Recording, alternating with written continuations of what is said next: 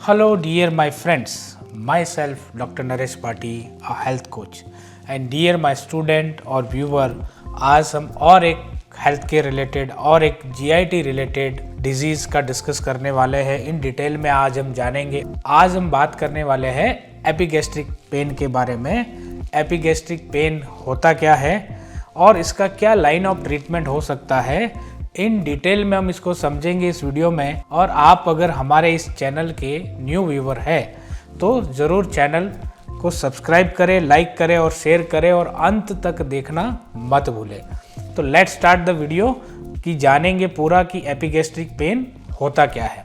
So let's start the video.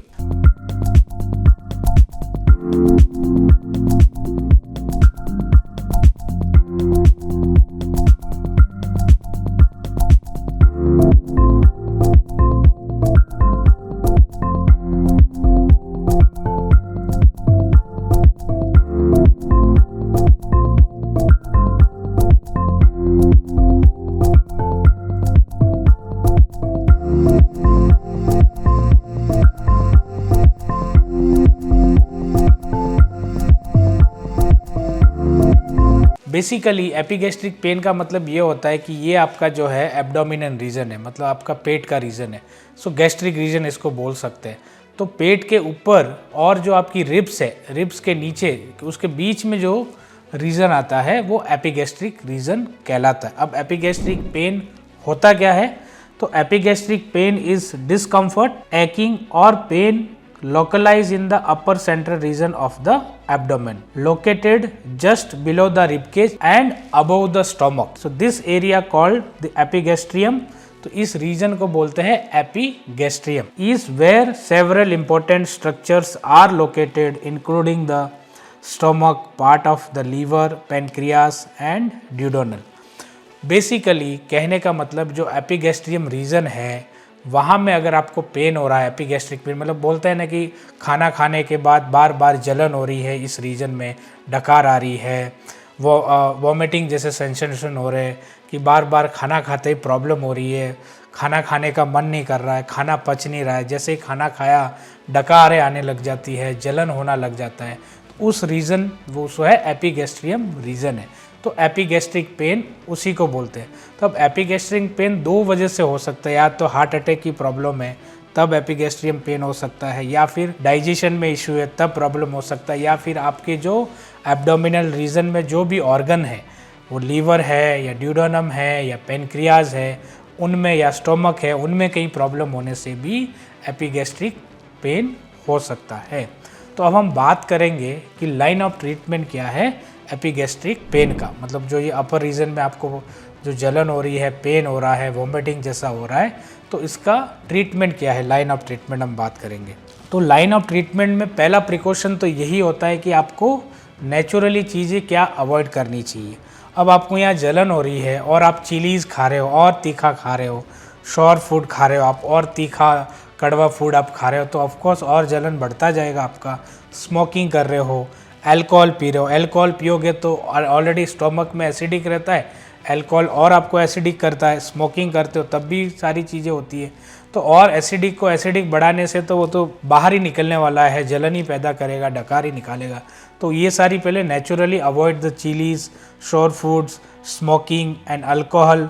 And अगर आप बार बार कोई पेन किलर खा रहे तो stop irritant drugs like NSAID if taking of them. मतलब अगर आप कोई पेन किलर बार बार खाते हो तो पेन किलर का भी साइड इफेक्ट होता है एपिगैस्ट्रिक पेन क्रिएट करना, या एपिगैस्ट्रिक पेन आपको चालू हो जाता है। अब अगर बात करें कि अगर एपिगैस्ट्रिक पेन है, यहाँ पे सीने में जलन है, लोकल भाषा में बोलते हैं कि सीने में जलन हो रहा है, छाती में बहुत जलन हो रहा है, बेसिकली वो एपिगैस्ट्रिक पेन है जो आपके स्टोमक से ऊपर बैक आपको चीज़ें, मतलब आपका पाचन सही तरीके से पेट में नहीं हो रहा है। तो अब अगर मेडिसिनली ट्रीटमेंट की हम बात करें कि ड्रग ट्रीटमेंट क्या रहेगा, तो अगर एपिगैस्ट्रिक पेन है, जलन, जब कोई भी पेशेंट आपके पास आएगा तो बोलेगा कि डॉक्टर साहब यहाँ पे बहुत जलन हो रहा है, वॉमिटिंग जैसा हो रहा है, खाना नहीं पच रहा है, तो usually first line of treatment में क्या होता है, जेलुसिल आता है, MPH, जेलुसिस 2 स्पून TDS, मतलब दिन में 3 बार उसको सजेस्ट कर सकते हैं 5 दिन के लिए। तो जेलुसिल क्या है, एंटा एसिड है। जेलुसिल क्या करता है, सूथिंग इफेक्ट देता है। जहाँ पे भी बर्निंग सेंसेशन है एपिगैस्ट्रिक रीजन में, तो सूथिंग इफेक्ट देता है, तो वो आपका ठीक हो सकता है। दूसरा, अगर मान लो कोई पेशेंट आता है कि नहीं मुझे तो दवा पीनी नहीं है, मैं तो गोली खाऊंगा, गोली खाएगा तो फिर रानिटिडिन गोली देना चाहिए। तो रानिटिडिन में ब्रांड नेम जो है स्टैग होता है 150 mg, और ट्रेड नेम जो है स्टैग है 150 mg, और जो कंटेंट रहता है वो रानिटिडिन इसमें कंटेंट रहता है, तो रानिटिडिन दे सकते हैं। और मान लो कि एपिगैस्ट्रिक पेन है, मतलब दर्द भी हो रहा है, दर्द हो रहा है तो क्या करेंगे, दर्द हो रहा है तो बालारगान दे सकते हैं। बालारगान एक एंटी स्पास्मोडिक ड्रग है जो दर्द को कम करती है, जिसमें डाइसाइक्लोमिन होता है, या साइक्लोपाम जो है ये डाइसाइक्लोमिन जिसमें कंटेंट रहता है केमिकल, और बालारगान ट्रेड नेम है, तो वो 1 TDS दे सकते हैं अगर पेन है एपिगैस्ट्रिक। तो ये हो गया फर्स्ट लाइन ऑफ ट्रीटमेंट, इससे आपका पेशेंट ठीक हो सकता है। अब हम नेक्स्ट देखें कि ये सब चीज़ें, ये मेडिसिन ट्रीटमेंट देने के बाद भी फिर आप सबके पास पेशेंट आता है और पेशेंट आके बोलता है कि मेरा तो अभी तक कुछ प्रॉब्लम ठीक ही नहीं हुआ, स्टिल इट इज़ कंटिन्यूइंग। तो उस केस में क्या करना है, फिर आपको चीज़ें जस्टिफाई करनी है। तो if pain is not relieved completely, कि मतलब पेन अभी कम भी नहीं हुआ, तो फिर क्या करना है, इन्वेस्टिगेशन की तरफ जाना है। इन्वेस्टिगेशन की तरफ जाना है तो फर्स्ट क्या करना है, आपको सजेस्ट गैस्ट्रोस्कोपी। गैस्ट्रोस्कोपी अब होता क्या है, direct visualisation of the upper GIT tract to identify ulcer और inflammation और अदर abnormalities। मतलब गैस्ट्रोस्कोपी क्या करती है, जो अपर रीजन है वहाँ पे आपका स्कैन करके बताता है कि कहीं अल्सर तो नहीं हुआ, उसकी कोई चाले तो नहीं पड़े उसकी वजह से हो रहा है, कोई इन्फ्लामेशन तो नहीं हुआ है, कोई सूजन तो नहीं आई है उसकी वजह से हो रहा है, तो गैस्ट्रोस्कोपी। सेकेंड, गैस्ट्रोस्कोपी के अल्टरनेटिव बेरियम मील स्टडी, मतलब बेरियम स्वालो कराना पड़ता है। And alternative imaging study if gastroscopy is unavailable to assess the oesophagus, stomach and duodenum. तो बेरियम जो है, बेरियम को भी स्वालो कराया जाता है, जैसे बेरियम मिल। तो उसमें क्या है कि स्टोमक में कहीं प्रॉब्लम है, ड्यूडेनम में कहीं प्रॉब्लम है, लीवर में कहीं प्रॉब्लम है, तो उसको आइडेंटिफाई कर सकता है और उससे पता चल सकता है कि क्यों एपिगैस्ट्रिक पेन हो रहा है। थर्ड, इन्वेस्टिगेशन में हम देखें तो अगर मान लो कोई पैरासाइटिक इन्फेक्शन की वजह से इन्फेक्शन हो गया, for an example Entamoeba histolytica हो गया, या कुछ ब्लड आ रहा है, या इंडिकेशन GI हो रहा है, तो स्टूल एग्जामिनेशन।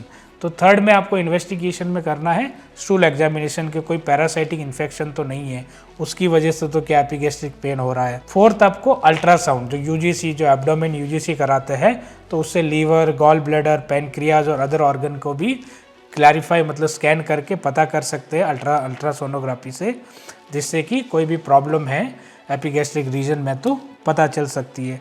फिर और क्या कर सकते हैं, सीरम अमाइलेज एंड लाइपेज, ये टेस्ट भी कर सकते हैं। ये रूल आउट करता है कि पैनक्रियाज में तो कहीं प्रॉब्लम नहीं है, पैनक्रियाटाइटिस तो नहीं हुआ है, पैनक्रियाज में तो इन्फ्लामेशन नहीं हुआ है। तो पैनक्रियाज में इन्फ्लामेशन होता है तो एंजाइम लेवल बढ़ जाता है, तो सीरम अमाइलेज एंड लाइपेज का टेस्ट कर सकते हैं। फिर अब एपिगैस्ट्रिक पेन है तो वो हार्ट अटैक भी हो सकता है, उसका भी एक साइन हो सकता है, तो ECG भी करना चाहिए, इलेक्ट्रोकार्डियोग्राम, उससे पता चल जाएगा कि अगर मेडिसिन से ठीक नहीं हो रहा और स्टिल वहाँ पे पेन हो रहा है आपको, तो वो कार्डियक रिलेटेड भी हो सकता है, इसलिए ECG भी इसमें कराना चाहिए। तो ये सारे इन्वेस्टिगेशन आपको करने चाहिए।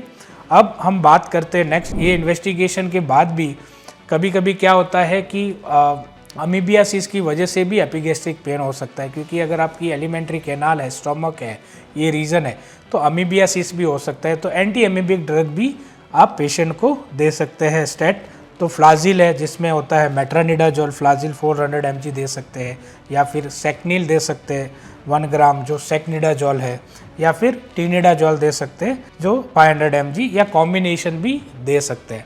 तो अगर amoebae, anti amoebic drug, amoebae जैसा कुछ लग रहा है तो आप ये ड्रग भी, एंटी अमीबिक ड्रग्स दे सकते हैं। फिर हम नेक्स्ट बात करें, अगर और क्रिटिकल केस है और कुछ प्रॉब्लम है तो क्या प्रिकॉशन या क्या चीज़ें ध्यान में रखनी चाहिए, क्या चीज़ें एज्यूम कर सकते हैं कि क्या करना चाहिए। तो नेक्स्ट में क्या है कि if liver is palpable and tender, अगर लगता है आपको एज ए डॉक्टर, आप पेशेंट को देख रहे हो और लगता है कि लीवर जो है पल्पेबल है और टेंडरनेस आई हुई है लीवर में, तो आप क्या एज्यूम कर सकते हो कि इज़ देयर जॉन्डिस, अगर क्या जॉन्डिस हो गया है, या एनी इन्फेक्टिव हेपेटाइटिस है, या फिर is there CCF, heart murmur, neck vein और इडेमा, कहीं पे सूजन तो नहीं है, if not ask for the ultrasonography of liver and GB. तो अगर पल्पेबल है या टेंडरनेस है तो ये सारी चीज़ें आप एज्यूम करके उसके अकॉर्डिंग ट्रीटमेंट फॉलो कर सकते हो। फिर अगर हम देखें कि if there is retrosternal burning, retrosternal sternum यहाँ पे होती है, तो रिट्रोस्टर्नल बर्निंग मतलब पीछे बैक मार रहा है बर्निंग के लिए, तो उस केस में क्या प्रॉब्लम हो सकती है? तो आफ्टर मील और ऑन स्वालोविंग ट्रीट विथ एंटासिड। अगर ऐसा रिट्रोस्टर्नल चीज़ें आ रही है तो एंटासिड आप दे सकते हैं। तो उसके अलावा आपको क्या रूल आउट करना है कि हार्ट के रिलेटेड तो नहीं है, तो rule out IHD specially associated chest pain और sweating if no reason related to food और इफ़ गैस्ट्रोस्कोपी इज़ नॉर्मल। मतलब अगर आप मेडिसिन दे रहे हैं, एंटासिड दे रहे हैं और ठीक भी नहीं हो रहा है, फिर भी कहीं ना कहीं पेन है, तो वो हार्ट डिजीज़ की साइन की तरफ भी जा सकता है। अगर अल्ट्रासाउंड भी अल्ट्रासोनोग्राफी कर रहे हैं वो भी नॉर्मल आ रहा है, खाने की वजह से प्रॉब्लम नहीं हो रही है, तो समथिंग रिलेटेड टू हार्ट, तो वो आपको चेक कराना चाहिए। और अगर इफ़ हियाटस हर्निया, कहीं हर्निया की प्रॉब्लम है, then advice for the surgery. तो ये आज हमने इन डिटेल में जाना कि एपिगैस्ट्रिक पेन क्या होता है और एपिगैस्ट्रिक पेन का लाइन ऑफ ट्रीटमेंट क्या है और किस तरह से आप पेशेंट को ट्रीट कर सकते हो। तो आज के लिए इतना ही इस वीडियो में। ऐसे ही मैं आपके लिए हेल्थ के रिलेटेड वीडियो लेता आता रहूँगा और फिर मिलते हैं ऐसे एक अगले वीडियो में GIT के रिलेटेड इन डिटेल में हम जानेंगे। तब तक के लिए नमस्कार, जय कर्नाटका, जय भारत, जय हिंद।